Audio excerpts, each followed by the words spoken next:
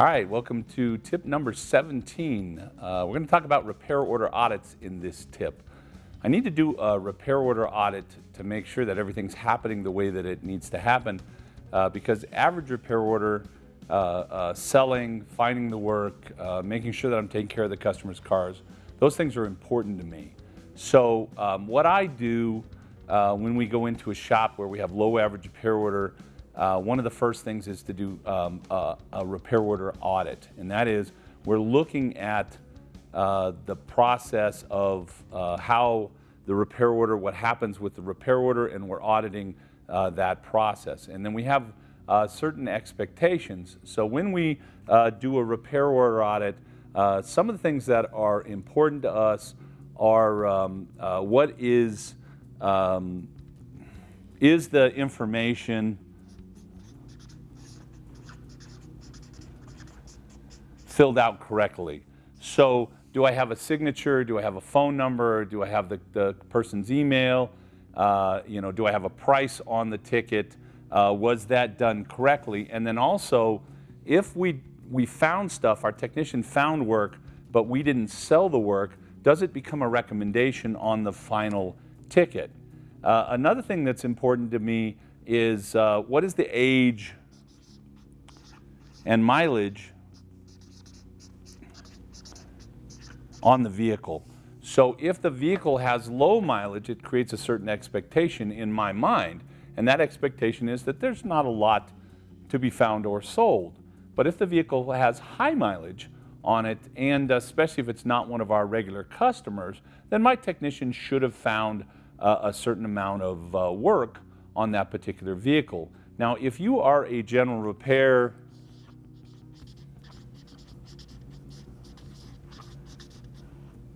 oops, I get to thinking ahead and mess up what I'm writing, then I'm expecting to find somewhere in the neighborhood of $1,200 to about $1,600 worth of opportunity or work that the technician finds on a typical vehicle. And if we're not finding that amount of work, then I'm thinking we're not doing a good enough inspection on the vehicle. If you are a German car shop,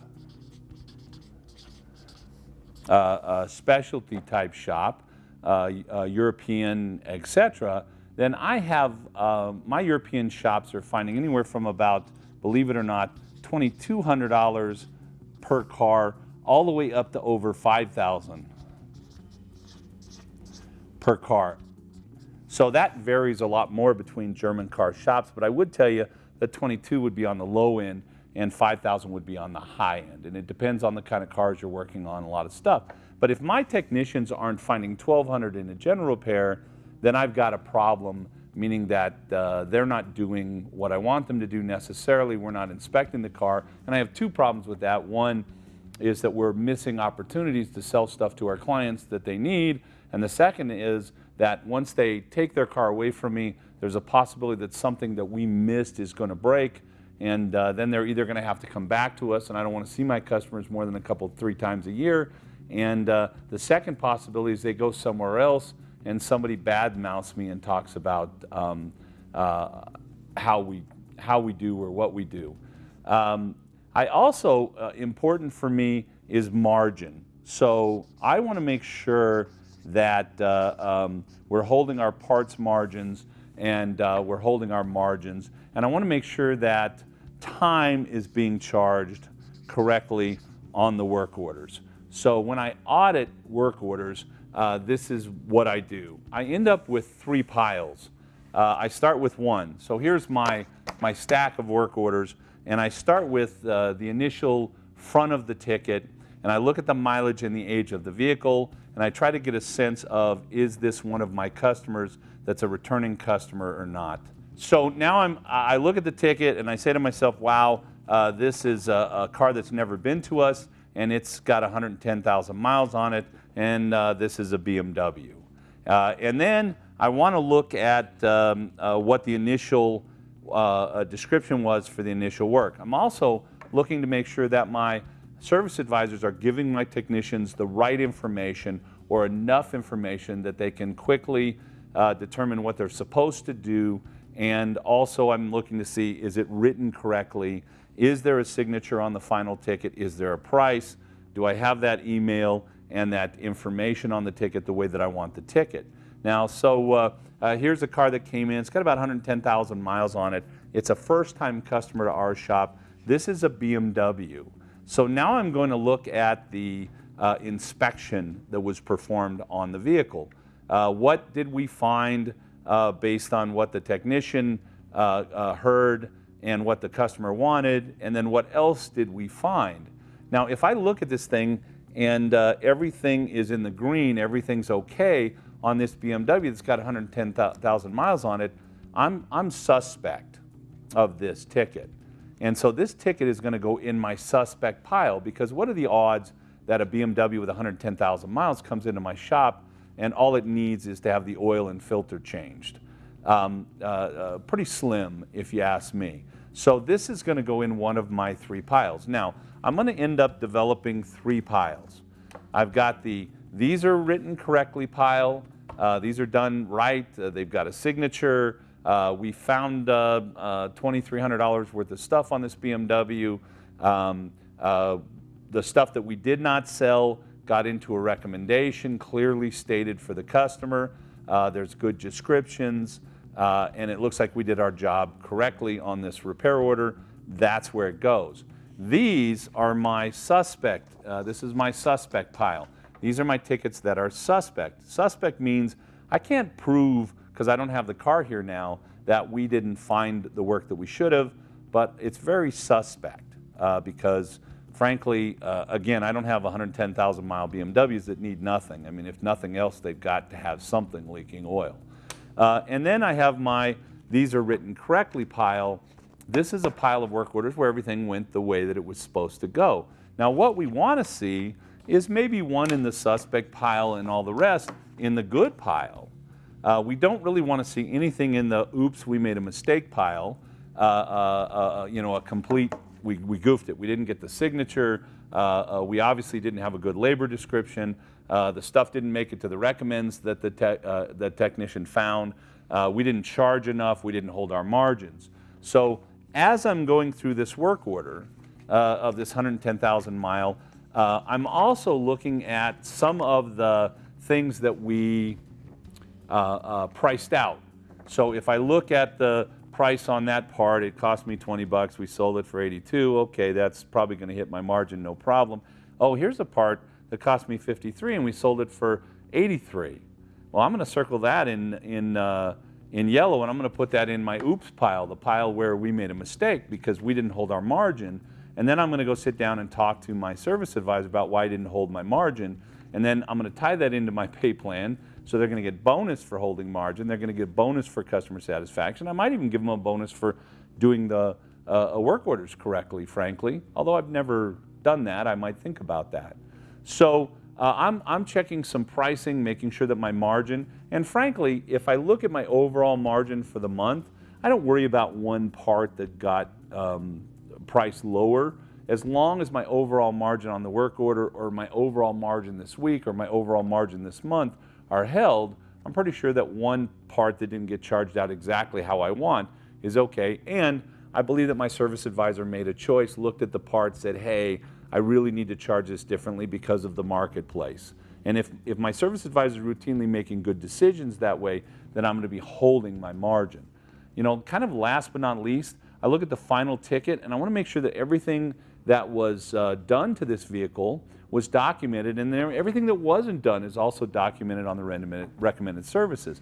And if everything is good, it goes in my good pile right here. Now, here's the next work order.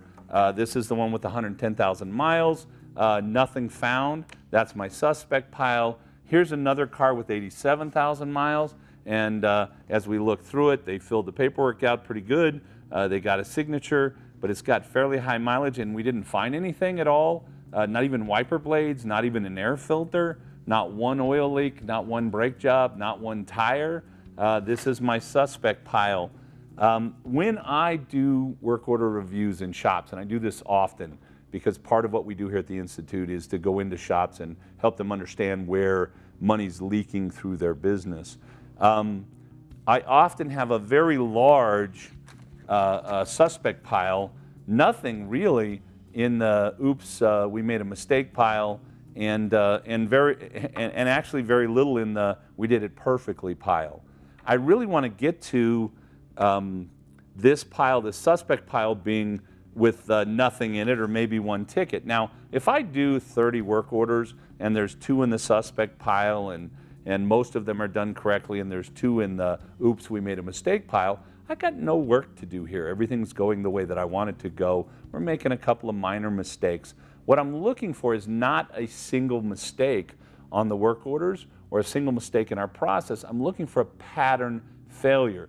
And if we have a bunch of stuff in the suspect, that's a pattern failure to me, and that tells me that we probably need to work on our inspections, we need to work on our estimating, making sure that everything that the technician found, first of all, that they're finding everything that they should, and that everything that gets found gets presented to the customer. Now, when we go into shops, we like to start with a 60-day work order review where every work order is reviewed by a manager or someone of management level within the shop.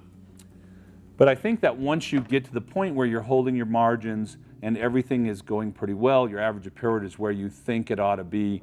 So if we looked at German cars, I want an average repair order probably in the $1,400 and higher range. If we looked at general repair, I want about a $700 average repair order.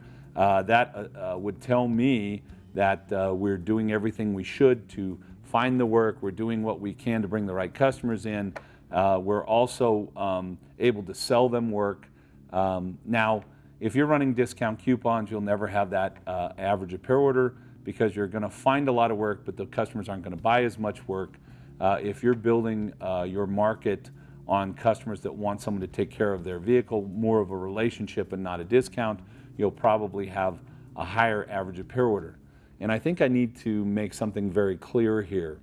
The reason that I believe these numbers to be correct, and some people might argue them, is that I had a software company. We looked at about 400 companies over the course of about 3 to 4 years.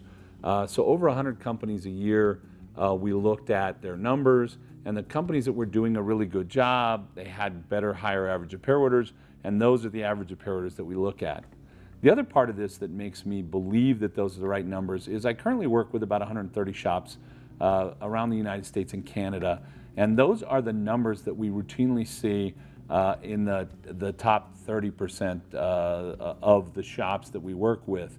So it's interesting. I think that sometimes when you are a single repair shop owner and you're sitting there and you're looking at what's going on, you have an expectation that maybe is the wrong expectation. But when you are working with hundreds, sometimes thousands of shops over the years, you can really see what the best shops are doing and what the numbers are. And so one more point, whatever the work order should be is what it should be. And I never want to sell something that the car doesn't need.